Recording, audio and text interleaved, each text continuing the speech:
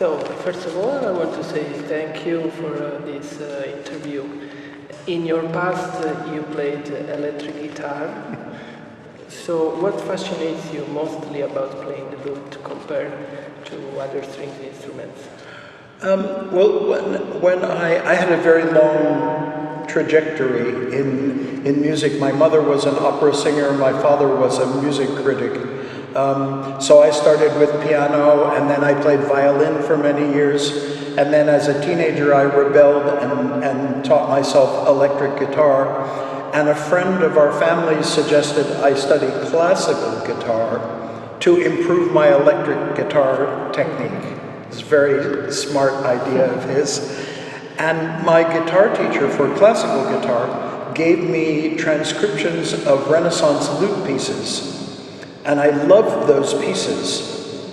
And I remember thinking one day, why am I playing music for the lute on the guitar? What is the lute? What does it sound like? So I went to buy an LP, in those days, of vinyl, of Julian Bream playing the lute. And I heard the sound of the lute, and I said to my parents, I have to find a lute. That is the sound I want. And so I talked to my guitar teacher, and it turned out he had a lute, but he couldn't play it. And so he sold me his lute, and that was the beginning. In early music, we can say that there's a thin line between written music and improvisation. Mm-hmm. So, what's your point of view on this topic? How do you approach improvisation? Well, I think it's a wonderful question, because I think in the 16th, 17th, and 18th centuries, if you had been a lute player, you would mostly have improvised your music, because obviously they could improvise ricercare, they could improvise toccatas, they could improvise preludes, but they also learned how to improvise contrapuntal music. They had a lot of training in how to improvise on the instrument, imitative counterpoint. Unfortunately, we don't have a school today for learning how to do improvised counterpoint. And to me, this is really the last frontier for the lute, because we now have looked at all of the surviving solo lute music from the 15th century to the end of the 18th century.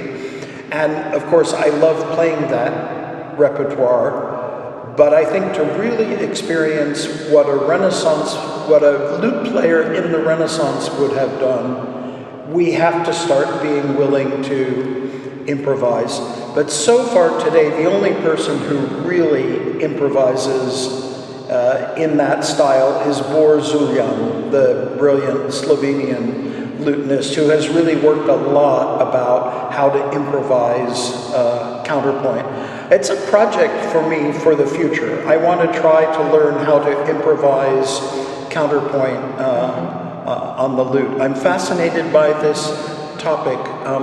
I don't know if you know this recent book by Robert Gjerdingen. He's an American musicologist who has become fascinated in the 4 original conservatories in Napoli, where they took orphans, and at 7 years of age, they taught them counterpoint, they taught them improvisation, they taught them all of the rudiments of music.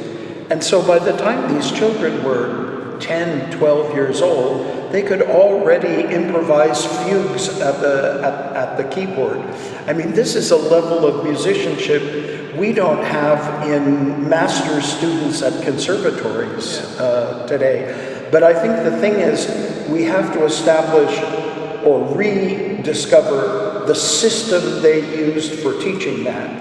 Because I don't think it's the children were more intelligent than they are today. It's we don't have the same structure for teaching that. If we taught that at conservatories today, I'm sure that harpsichordists could improvise fugues the way children did in the 17th and 18th centuries, and on the lute we would be able to improvise contrapuntal fantasias.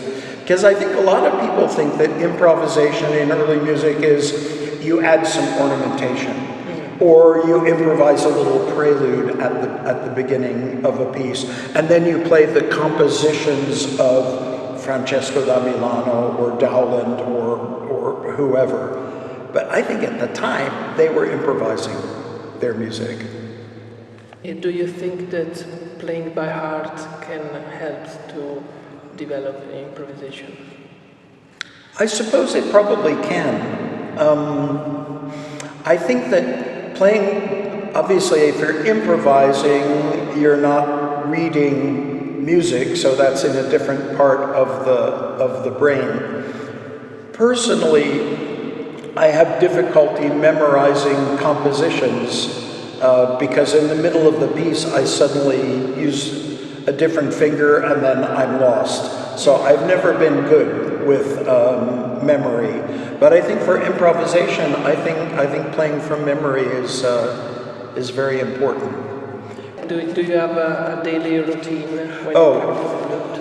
I do. I usually start with stretching exercises. I never did this when I was younger, but I notice as I get older, the muscles and tendons get a little bit stiffer. So I do some stretching exercises at the beginning before I start practicing. And then I like to do, for the Renaissance lute, very gentle thumb, index on open strings, just to feel the relaxation of the arm, to find the sound and to become comfortable. And then I use the broken consort lute parts and English lute duets, the trebles, as kind of scale practicing. And so I do that for thumb index. I do some work with middle index. The ring finger is always a little bit weak. So I have an exercise where I put the little finger on the top, I plant the thumb, index, and middle finger on strings, and I play the cantino with my ring finger just to develop strength in the ring finger.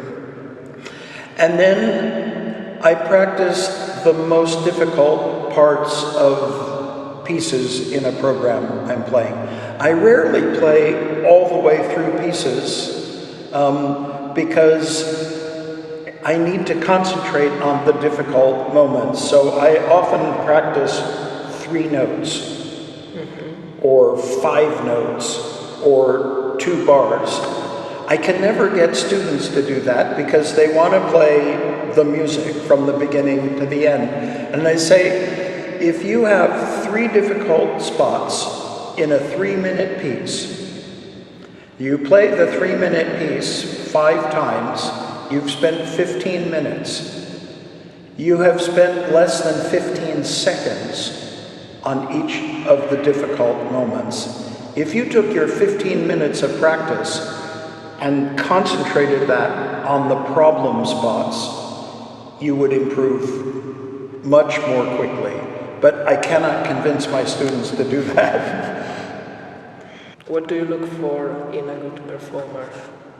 I look in any musical performance, I look for somebody who has something to say. I want somebody to tell me a story. Anyone can play notes, but notes are like words. They don't mean anything until somebody gives them expression. So the number one thing for me is I want somebody to tell me what the music is about, to have something to say, to move me.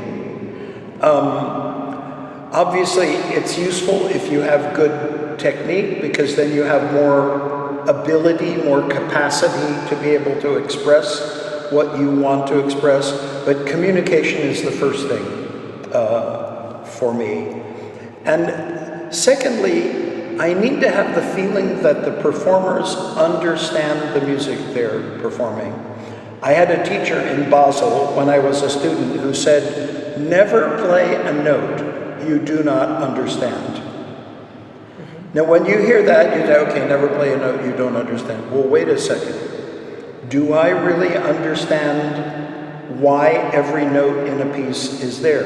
If I don't, it would be like reading a text in a foreign language you don't speak.